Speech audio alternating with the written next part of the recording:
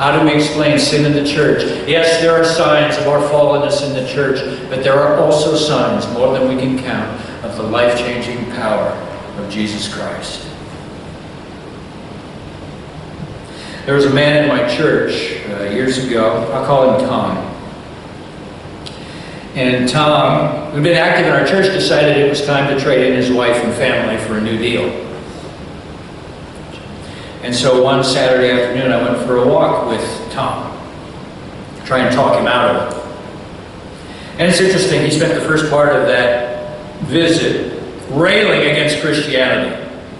I mean, here's a guy who taught Sunday school, and he was aspiring to be a missionary at some point. You know, and this is what happens when people backslide. When they sin, when they screw up, they blame God for it.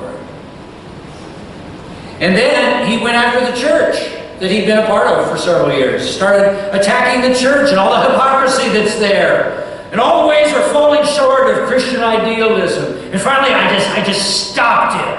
I said, Tommy, be quiet. I said, Tommy, I'm the pastor of this church. You don't know the half of what's wrong in this church. I know the whole dark underbelly. I can tell you 36 other things that are wrong in the church. But you know why that is, Tommy?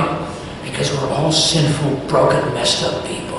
And we've met a loving and merciful Savior who's called us to himself, and now he's fixing us up. And that journey won't be over in this lifetime. So no, I'm not bothered by all the sin I see in the church. But you know what else I see, Tommy? Something you don't see, or something you refuse to see. I see the glory of Jesus' power working in this church. And his mouth went, I said, Tom, you wouldn't believe it. I showed you the marriages in our church where Jesus is healing them right now. And I let that pause there, hoping he'd listen.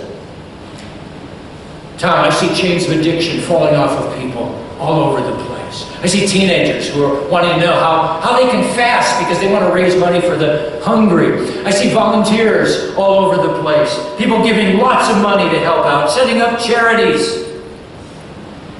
Tommy, I said, I see the glory, and you better see the glory as well before you destroy your life. Which he went on to do a short time later, sad to say. Jesus died, my friends, to give us the power to live rightly. And dear ones, I see the glory of that power everywhere I look.